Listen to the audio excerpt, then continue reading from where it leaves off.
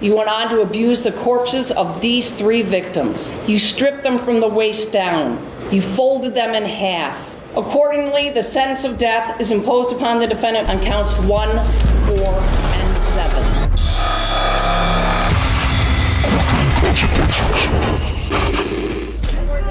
St. John.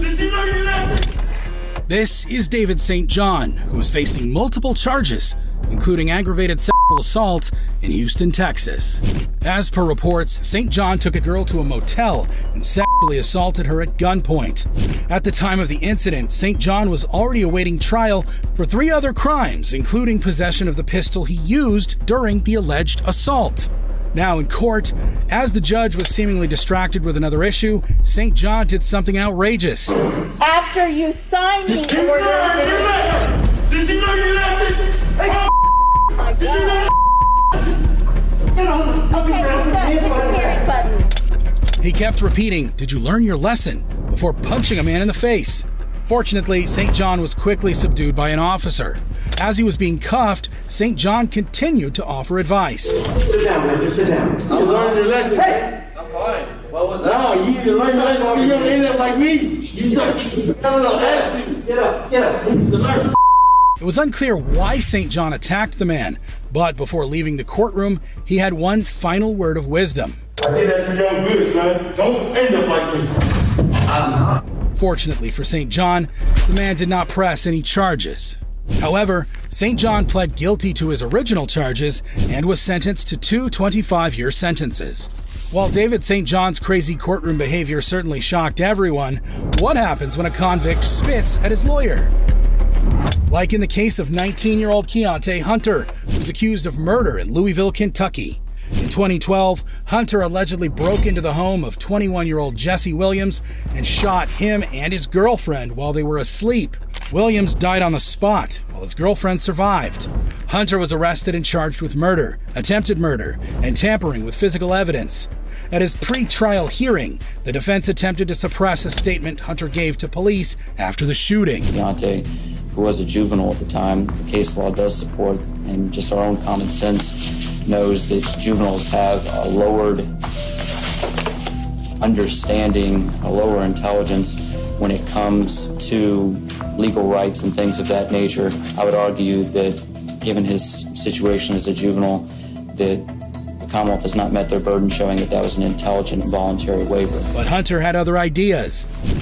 Go ahead. That's right. Young. Mr. Hunter, hold on. First, he disagreed with his public defender. Then, as he was about to be thrown out of court, Hunter exploded. I can't do this. Get dude. You need to sit down. I won't do it off my case. Sit down. I'm standing on all that. It's conflict of interest between me and the client. Nah, man, I want to file a verbal motion.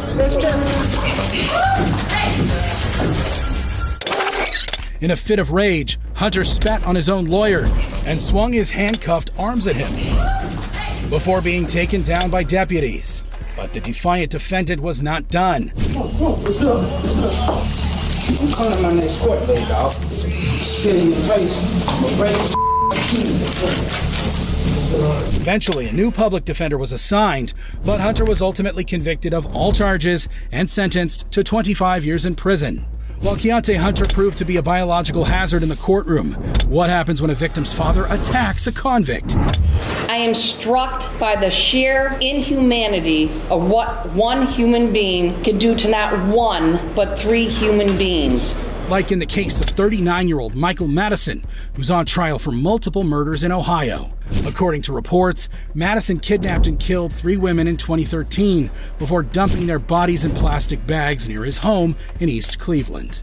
Police also found decomposed human remains at his apartment. He had a TV and a bed in the dining room. His front door is boarded up, and investigators tell me when they went inside, they discovered a grisly scene. You can see an unmade bed, boxes. There was evidence of decomposition fluid in several parts of the apartment building. There were maggots that were attached to the decomposition fluid. Madison was arrested and charged with 3 counts of aggravated murder. If convicted, he could be facing the death penalty. Michael, you got anything to say?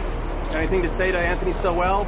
We hear that you're a fan of his. At his trial, the defense claimed the murders were spontaneous and in the heat of the moment. What we have, ladies and gentlemen, is an equal plausible explanation that each one of these individuals was killed with a sudden eruption of violence. He made no effort to bury these bodies and really conceal them, despite the fact that they're in fairly obvious areas. However, the prosecution argued that Madison's actions were calculative and premeditated.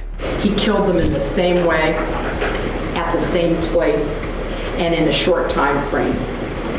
Then he disposed of their bodies. To avoid detection from his crimes, he tied two of the victims up with duct tape, placing their legs on each side of their head and bending the body in half. Eventually, Madison was found guilty of all charges, as the victims' family members cried tears of joy.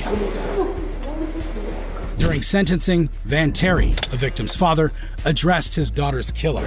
Right now, I guess we're supposed to, in our hearts, forgive this crime. Who's touched our families, taken my child. He looked straight at Madison as the defendant grinned at him off camera. This is when Terry exploded.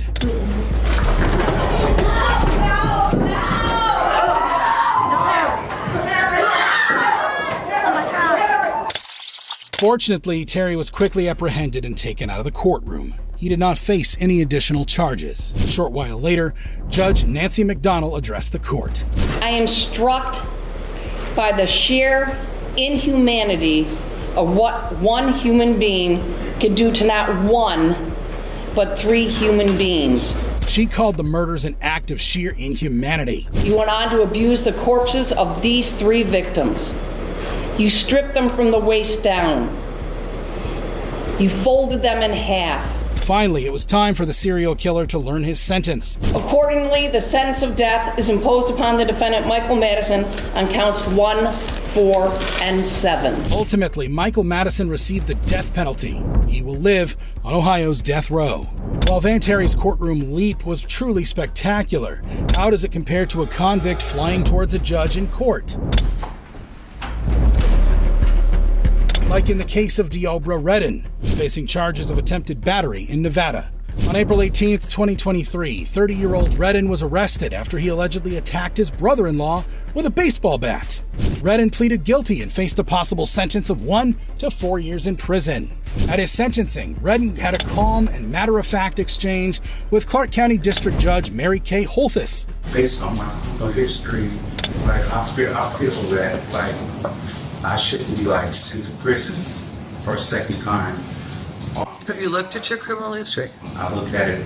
When you lived it, I suppose. Judge Holthus then reminded Redden of his criminal history. 3 felonies, a gross, 9 misdemeanors, multiple DVs, battery on a protected person, robberies, attempt home invasion. Got a lot going on, sir. Redden, who struggled with mental health issues like schizophrenia and bipolar disorder, tried to convince the judge that he deserved a second chance. I feel like I shouldn't be sent to prison if I'm in a better place in my life. I'm not doing drugs. I'm not out there committing crimes now. And I feel like I should be given a shot. But Judge Holthus was having none of it. I appreciate that, but I think it's time that you get a taste of something else because I just can't with that history. This is when the defendant went nuts.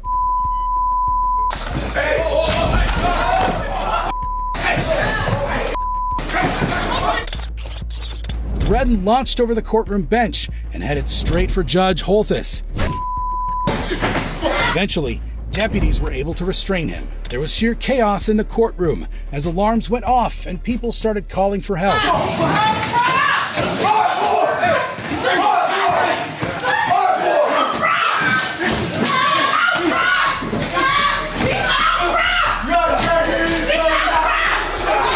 Medical is requested. Judge Chambers. Yeah, be advised. 515's got a big laceration to his head. Judge, her head into the wall, and I got an inmate that's bleeding up here. There's going to be a positive transport to UMC for the marshal. Be advised, I'm also going to need a biohazard cleanup for a lot of blood on the floor. Thankfully, Judge Holthus was not seriously injured. Later, it was revealed that Redden had punched the judge several times and pulled out parts of her hair. However, one marshal had to be hospitalized and needed 25 stitches after suffering a forehead injury, as well as a dislocated shoulder. A few days later, Redden was back in court again, heavily shackled and wearing a spit mask. to learn his fate for his initial assault case. All right, this is on for the continuation of Mr. Redden's sentencing. This court does now sentence you into 19 to 48 months. Additionally, Redden faced 13 new charges for the attack on Judge Holthus, including attempted murder, battery, and extortion by threat. You're being charged with count 1, attempt murder, victim 60 years of age or older, a felony. Count 2, battery on a protected person resulting in substantial bodily harm, victim 60 years of age or older. If convicted, he could spend decades behind bars. While Deobra Redden took out his anger on an unlucky judge, what happens when a defendant threatens the judge?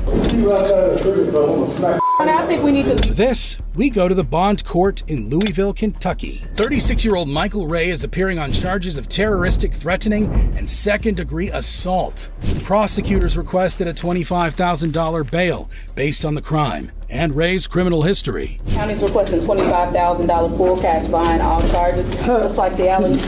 You think that's funny? I think that's hilarious. Your Honor, I think... All right, so bond is $50,000. No bail credit. Not impressed by Ray's sassy attitude, the judge doubled his bond. He's lucky I didn't hold him in contempt. Thinks these are funny charges. But Ray was not done. I'll bring him in. I'm holding him in contempt. Ray not only cussed the judge out, but also flipped her off camera. 30 days to serve on contempt for flipping me off twice. Things only got worse. Sir, I'm holding you in contempt for what you did. I don't really give a what you're holding me in. And so... You're just making it worse, man. You shut up, man. You are all right, you can take him back. 100 days to serve. 100 days to serve? For what? Because of 2 EPOs and a criminal mission case? And if you thought a 100-day jail sentence would stop Ray, you're mistaken. I think we need to... Yeah. Can we bring him back? He's got to be charged. What started with a couple of charges and a $25,000 bond ended up being 10 serious charges and a bail amount of $75,000. While Michael Ray ended up biting off more than he could chew. What happens when a convict insults his victims' families? Saying to pull the trigger to kill your sons, you know, right? Like in the case of TJ Lane, who's on trial for multiple murders in Ohio. Lane was 17 when he opened fire at his Chardon High School on February 27, 2012, gravely injuring several students. Authorities were flooded with panic-stricken 911 calls. 911, where's your emergency? We just had a shooting at our school. We need to get out of here. Oh my God. Okay, do you have any idea where the shooter is? He started in the cafeteria. He started in the cafeteria? Yeah, and he ran out. Who was the shooter? His name is Thomas Lane. After Lane opened fire in the cafeteria, the school's assistant football coach, Frank Hall, chased him outside the premises. That's where the police found Lane when they arrived and arrested him. Tragically, 16-year-old Daniel Parmator died at the scene, while Russell King Jr., 17, and Demetrius Hewlin, 16, later succumbed to their injuries at the hospital. The shooting also left 17-year-old Nick Walczak permanently paralyzed. All of Lane's victims were his classmates. Lane was charged as an adult with 3 counts of murder. His friends said the teenager was often quiet and kept to himself. He was just a person that, wanted to hide himself and keep all of his emotions in. The kind of guy that, would sit by himself and just never bother anybody. Reports also suggested that Lane had a deeply troubled home life. His father had previously served in prison on assault charges, while his mother often stayed away from home. Lane had initially pleaded not guilty on the grounds of insanity, claiming he often heard voices in his head.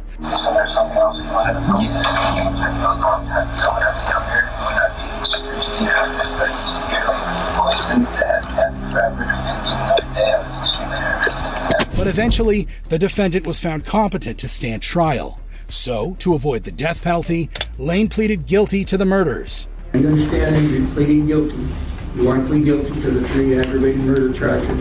Yes, Your Honor. At his sentencing, Lane showed no signs of regret as the victim's family members addressed their children's killer. That child stole my baby's life, and he should never be able to do this to anyone ever again. I will have to eventually forgive you. Otherwise, you will haunt me. You will never, ever be in my thoughts after this. Never. I want you to endure years and years of pain and abuse, which is, in my opinion, not harsh enough. Lane's lack of remorse was more evident when he arrived for his sentencing, where he started executing his sinister plan by unbuttoning his shirt and revealing a white t-shirt with the word killer scribbled on it. Lane, who wore a similar t-shirt the day of the shooting, showed it off in court with a smug smile on his face. And if that wasn't enough, this is what the evil killer had to say to the victim's family members. Saying to pull the trigger, they killed your son. No, memory. Love you. Ultimately, Lane was sentenced to life in prison without any chance of parole for the murder of his classmates. While TJ Lane's sickening courtroom insults left everyone stunned, what happens when a murderer shows no remorse in court? Like in the case of Jaime Osuna, who was accused of brutally murdering a woman in California. On November 2011, authorities received a 911 call from an employee at El Morocco Motel in Bakersfield. I am calling from the El Morocco Motel, and I found there's a lady that stays here at the motel, and my cleanup guy went in the room and saw her all stabbed in the back. She's dead, I think. Oh my gosh, what room is it, sir? It's room number 19 at the El Morocco Motel. When police arrived, they found the mutilated body of 37-year-old Yvette Peña, who was living at the motel. Police arrested Jaime Osuna when he made an unsettling phone call to his ex-wife after the murder. First thing I was on, what's the news, I killed a woman at the Morocco. However, Osuna pleaded not guilty and spent 6 years in jail denying the killing, until 2017, when the man with the ghastly face tattoos gave a disturbing interview. I met her like one time, and I came back the next night, and I seen opportunity. No one's there. You know, the Morocco Motel is, they got a lot of parolees right there that parole there's. A lot of people who do drugs, so if they're screaming and yelling and stuff like that, no one's gonna call the cops.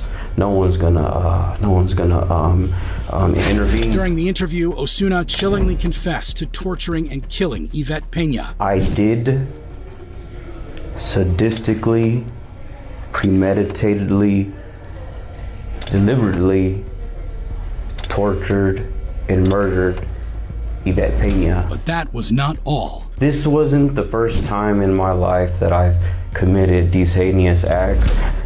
Since I was a kid, 8, 9 years old, I'd killed animals. My mom would go to the store, I'll put the cat in the freezer, 15 minutes, let it out, put it in the oven, let it out. The torture and all that, it's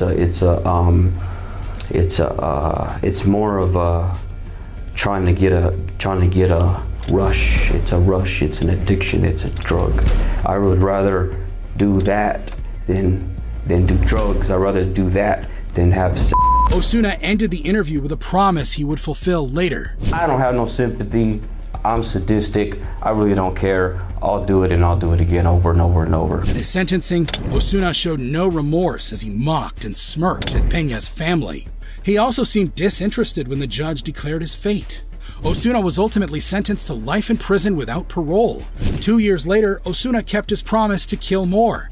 While serving his life sentence at Courtroom State Prison, Osuna barbarically murdered his cellmate, Luis Romero. Prison guards found the body of the 44-year-old beheaded and dismembered, with Osuna sitting next to it, wearing his victim's body parts as a necklace. In the end, Osuna was deemed unfit to stand trial and sent to a psychiatric prison to complete his life sentence. While Jaime Osuna's actions certainly churned the stomachs of many, how does it compare to driving through a crowd of people? Merry Christmas! Like in the case of Daryl Brooks, who's facing mass murder charges in Wisconsin. On November 21st, 2021, 39-year-old Brooks drove a red SUV into the annual Christmas parade in Waukesha. Onlookers caught the whole incident on camera. First, Brooks narrowly missed a little girl dancing by the side of the road. Then he plowed through a marching band, leaving multiple people dead or injured. His rampage continued as Brooks hit a group of pom-pom girls dancing in the parade. Yeah, we in Wisconsin. The SUV then sped away, leaving behind a scene of utter chaos and destruction. Eyewitnesses immediately called 911. We got about 10 to 15 people down in the street. We also got multiple critical cases. Some of the survivors later recounted the horrors which unfolded that day.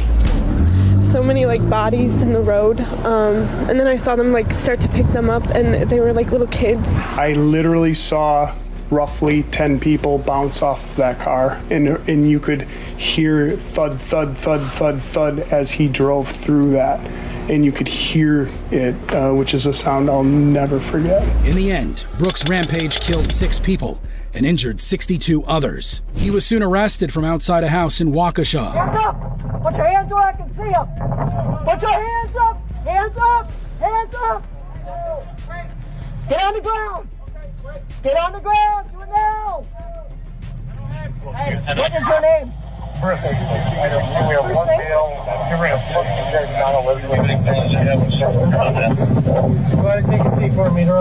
Brooks' trial was filled with bizarre incidents. First, he fired his lawyers and represented himself as a sovereign citizen. Do you wish to represent yourself in this case?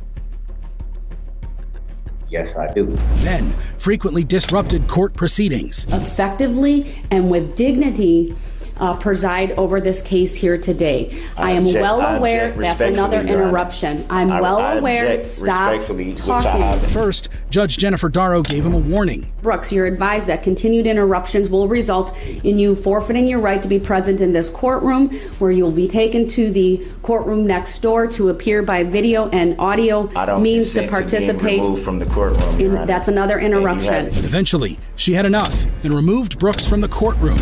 No, yet again. Just weren't speaking, all right, so Mr. Brooks, you are now going to be removed to the other courtroom. I don't consent to that. I have had a dozen or more interruptions. Throughout the trial, Brooks' outbursts continued. And that's furthermore to that. I'm not, because that's a lie. Let him finish. At the end of the day, Let him finish. If we gonna open the door on that, Brooks. no, since he want to make a record and not be accurate, so let's be accurate all on the record. Since you think you know so much. Once so again, we can Mr. open Brooks the door on. is being We can loud, open the door on how old she disrespectful, told me she was when interrupting. We can ask that question He is too. Then over the top, ask animated that? Do you right know now. that? Mr. Brooks, I'm ordering you to sit down and to let the state finish. No, I'm not going to sit here and let somebody be inaccurate on the record and lie on the record. Right. Under Illinois versus Allen, I've warned him repeatedly. He's being removed from the courtroom. Eventually, Brooks was convicted by the jury. At his sentencing, the mother of the 8-year-old boy killed in this tragic incident addressed her son's killer. You're a child killer. A woman killer. I cannot wait until somebody inflicts that harm on you. Judge Darrow said the community would be safer with Brooks locked up in jail. Frankly, Mr. Brooks, no one is safe from you. This community can only be safe if you are behind bars for the rest of your life. This court is imposing a life sentence without the possibility or eligibility for extended supervision consecutive to one another. Ultimately, Brooks was served 6 consecutive life sentences without the possibility of parole, plus an additional 762 and a half years behind bars. While Darrell Brooks's trial was filled with crazy moments, how does it compare to spitting on a judge? Like in the case of 30-year-old Bass Webb, who was in court on attempted murder charges. CCTV footage outside of a Kentucky jail showed Webb, a former inmate who spent 3 months there, intentionally hitting 2 prison workers with his car. While one guy managed to dodge it, the other was not so lucky. Webb was arrested and produced in court before Judge Vanessa Dixon.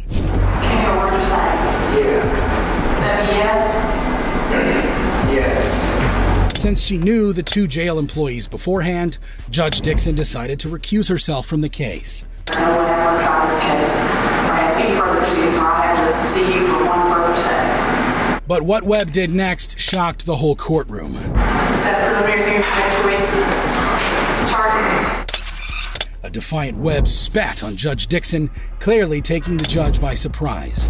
After initially dismissing him, Judge Dixon brought Webb back, charged him, and threw him out of her courtroom. Nevertheless, this is not the end of Webb's defiance of the law. While awaiting trial, Webb started a riot with other inmates inside the Fayette County Detention Center.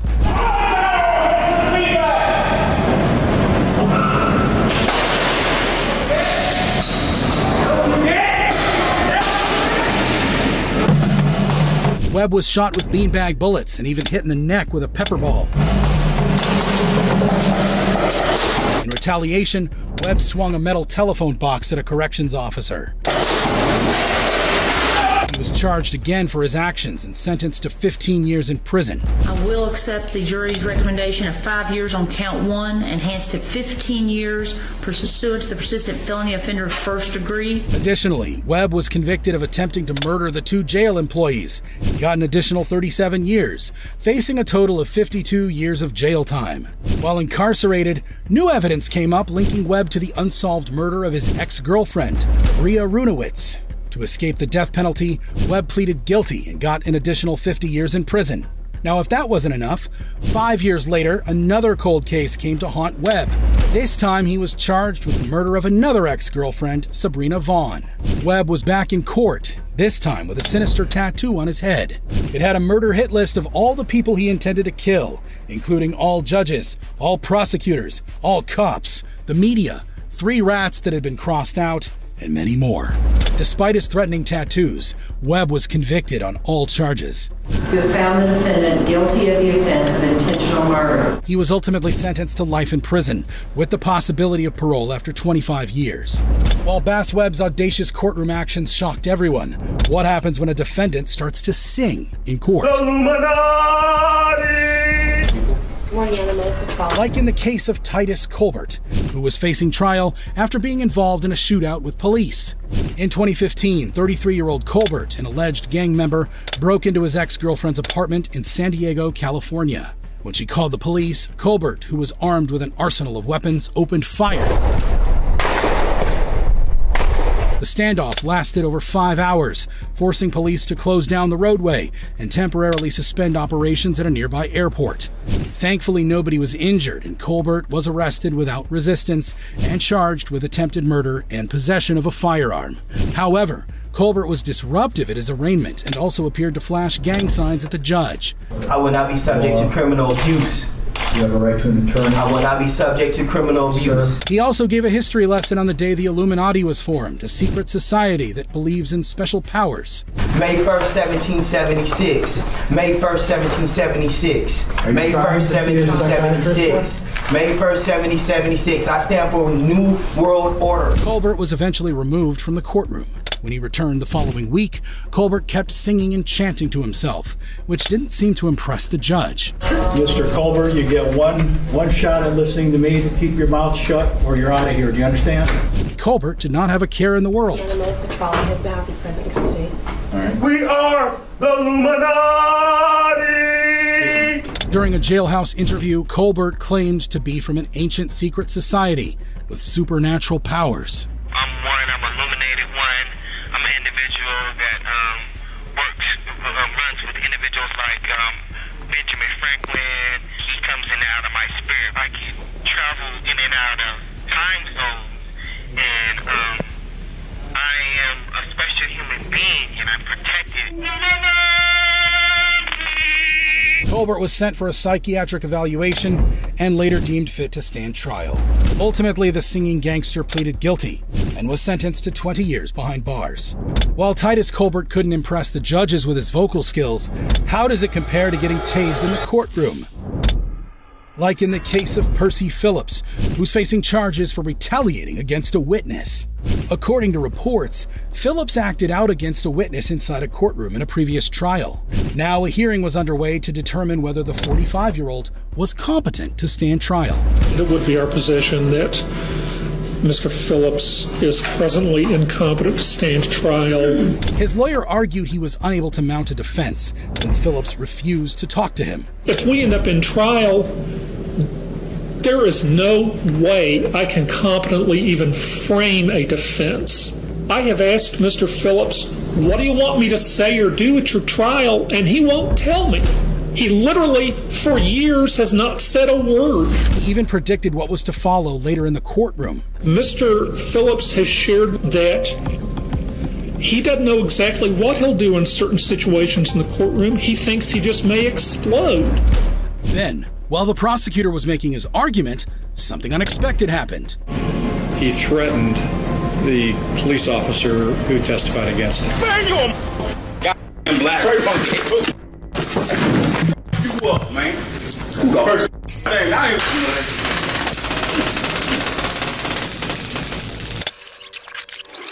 Phillips, who until that moment had shown no emotion, exploded. An officer promptly tased Phillips, and he dropped like a stone. Even though Phillips lay in the courtroom tased and confused, he still wasn't done. Just relax. While Percy Phillips got the shock of his life for his outbursts, what happens when a convict flips off the courtroom cameras? Like in the case of Marcel Brooks, who's accused of assaulting a toddler in Buffalo, New York. In 2016, Brooks was babysitting 2-year-old Devin Grabowski when he seriously injured the child by violently shaking him in frustration. Baby Devin was left with lasting medical issues affecting his eyesight and his ability to stand and use his left hand. Fighting and fighting and fighting so he can stand up on his own and do things with his left hand. This wasn't the first time the 26-year-old abused a child. In 2010, Brooks was convicted of similar charges after injuring another girlfriend's baby. Not only was this boyfriend not qualified, not prepared or competent to watch a kid because he shook the baby up, but he's a career criminal who had a prior shaken baby case before, and that's unconscionable. Eventually, Brooks pleaded guilty to first-degree assault for shaking baby Devin. At his sentencing, Brooks showed no remorse as he smirked and smiled at the gallery. The victim's grandmother had harsh words for her grandson's abuser. Seeing him in court today with a smirk on his face, it was like, I can imagine what other grandparents and parents would do. You know, you just want to go there and you just want to strangle her. Brooks even tried to withdraw his guilty plea mid-sentence. I'm withdrawing my plea of guilty to not guilty, and I'm withdrawing my plea to appeal. I'm withdrawing my plea to appeal. But when the defendant refused to sign the plea, Judge William Bowler lashed out. And if you refuse to sign it, I'll sign it on your behalf because you abused a child years ago. You admitted to me you abused this child. Ultimately, Brooks was sentenced to 15 years in prison with 5 years post-release supervision. However, as he left to go to jail, Brooks had one last act of defiance left. While Marcel Brooks will never be allowed near children again, what happens when a woman gets arrested for laughing in court? Like in the case of Amanda Cosal, who's accused of causing a deadly crash in Detroit, Michigan. In June 2016, Amanda had a fatal head-on collision with 31-year-old Jerome Zerker and his fiancée Brittany Johnson while driving under the influence. Tragically, the crash took the life of the father of 5, while Brittany was severely injured. Amanda was arrested and charged. The 25-year-old later pleaded guilty to operating under the influence, causing death. During Amanda's sentencing, Jerome's sister, Doreen, read a powerful victim impact statement written by his children. Amanda, look what you did to my life. You ruined everything I had, like my dad's life.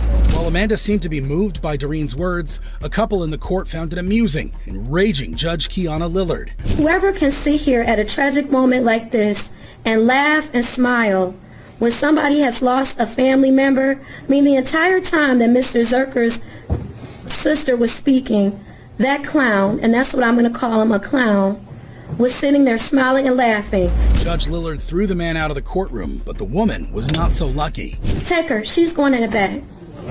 She's going in the back. It was Amanda's mother, Donna Cosal, who was sent to 90 days in prison for direct criminal contempt. And you, ma'am, are going to the Wayne County Jail for 93 days for direct criminal contempt.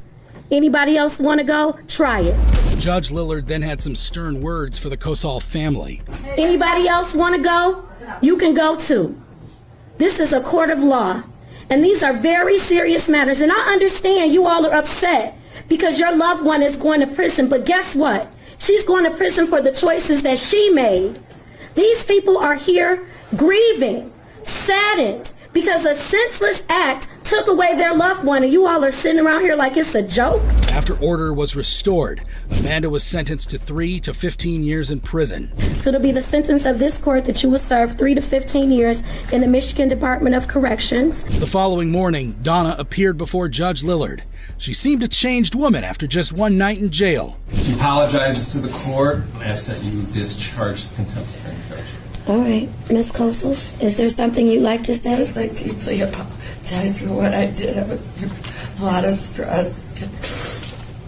I'm going do some doctor's appointments today for my heart. It's just everything overwhelmed, and I deeply apologize for what I did in your court. I just needed to get out. It's been very hard for me this year, and I know for the other family, and I'm so sorry for what I did, and I know it was wrong, and I apologize. After the apology, Judge Lillard had some words of wisdom. What you have to understand is, as hard as this is for you to see your baby going to prison, imagine what that family feels like when their child's dead. I hope that you've learned a valuable lesson from this, that there's just a manner, things have to be conducted in decency and order. So I will modify your sentence for direct criminal contempt from 93 days to 1 day with credit for time served, and you should be released today. God bless you. Thank you. Thanks. And I apologize very solely and for the other family. While Donna Casal spent just a night in jail for laughing at the victim's family, how does it compare to smashing a computer in court? Like in the case of Antonio Rosales, who's on trial for assault and attempted murder in Sanford, Florida. In 2003, Rosales, who was homeless at the time, reportedly kidnapped a 10-year-old girl, dragged her into the woods, then strangled and assaulted her. The 41-year-old later confessed to the police. During his trial, as the prosecution was delivering closing arguments, Rosales expressed his discontent through a translator. She doesn't know that I did that to that woman. Then, out of the blue, he erupted. In a fit of rage, Rosales grabbed a computer keyboard and smashed a monitor off the table.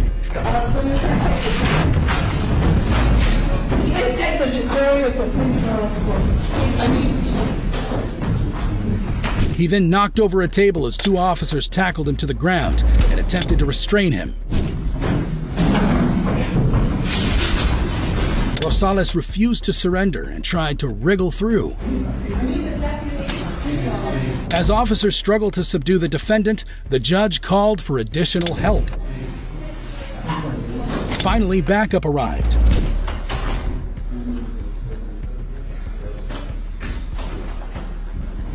Rosales was handcuffed and hauled out of court. The next day, Rosales was convicted and sentenced to 3 consecutive life terms.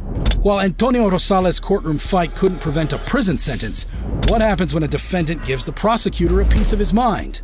Look at me. It's like eating. You ain't gotta scream at me. Oh my God. You raise your voice to me, I raise my voice to you. You just in a row. Like in the case of Michael Gaines, who was in court for assaulting a police officer in Wichita, Kansas. All the evidence shows that you deliberately. Yeah, okay. Yeah. I know. The words were that you deliberately were hawking up. Bullshit. Police said Gaines, who was HIV positive, allegedly spat on an officer during a prison fight. Now in court facing charges of battery of a law enforcement officer, things went off to a rocky start. We do respect authority. You're not respecting my authority. You're not respecting me, okay? Well, respect goes both ways. You're just a woman with a robe on. You a woman. Do you really think it's appropriate to cuss here in court? Do you think it's appropriate to sentence me under this racial program you got going here you call justice? Justice. Yeah, okay, justice. Gaines claimed he was being framed. And you're gonna believe those lies. That's what I'm talking about. I didn't hawk up no saliva. You gonna believe a lie because they wearing uniform. The judge tried to take control, but Gaines was just getting started. Look at me. It's like eating. You ain't gotta scream at me. You gonna raise your voice at me? Oh my God. You raise your voice to me, I raise my voice to you. You just in a row. However, he kept the worst for prosecutor Kevin O'Connor, who bore the brunt of his outburst. I appreciate Mr. Gaines making my point for me. You punk. Very well received. Maggot mother. And I don't think I have to take insults from. I know. You. He's a tough guy now. But I think you'll be a after I get sentenced. I think Mr. Gaines has forfeited to me. I'm ready to go. I was ready to go. Finally, the judge had enough and asked deputies to remove Gaines. However, the defendant still had some choice words left. I'm talking. Take out of the courtroom. He's a maggot. You Yeah, you're a tough guy. You's a maggot, punk. You should have died when you was a baby. Yeah. Maggot. Anytime, Mr. Gaines. Shut up, punk. Ultimately, Gaines was sentenced to 13 years in prison for his troubles. While Michael Gaines didn't pull any punches in the courtroom, how does it compare to headlocking an officer in court? Ego. I got kids and responsibilities. Like in the case of Latasha Williams, who's at a Las Vegas court for a mental competency hearing. The 36-year-old was facing child endangerment and kidnapping charges after threatening 2 kids at an apartment complex.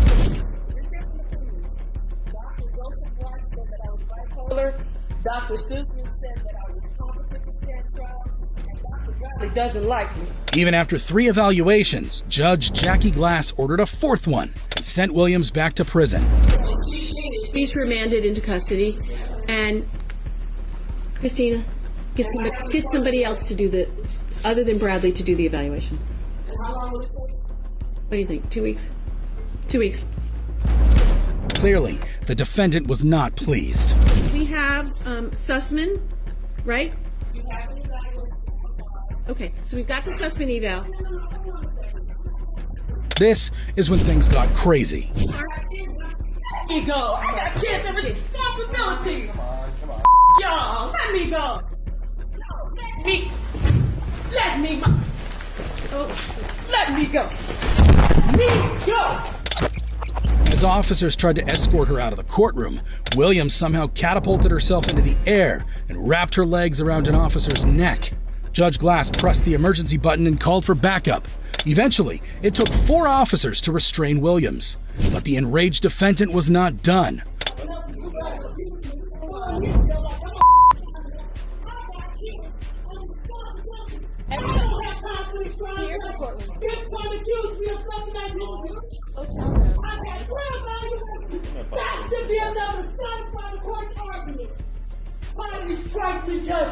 Overpowered and on the ground, Williams continued with her rant.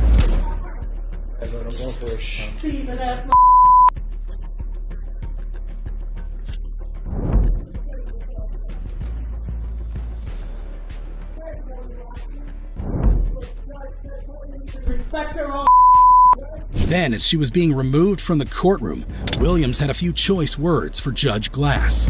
Sorry, bitch. I complied. Did you comply? Did you keep your word? Did you? Were you a woman of your word? Did I not see 3 psychologists? Have I not showed up 30 times? Yes or no? Swear before God.